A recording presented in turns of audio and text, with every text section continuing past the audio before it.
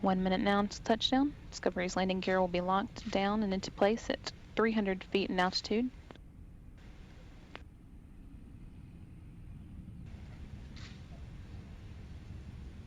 It's currently 3,500 feet and traveling at a rate of 370 miles per hour.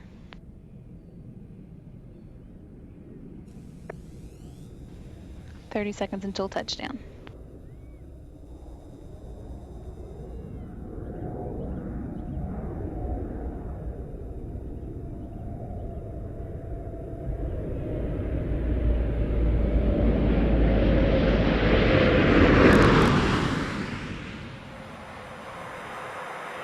Main gear,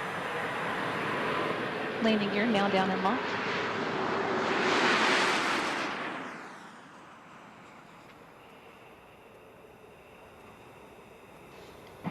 Main gear touchdown.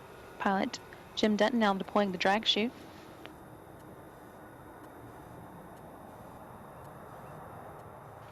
Nose gear touchdown. That brings an end to the STS-131 mission, the 131st Space Shuttle flight, and the 33rd to the International Space Station.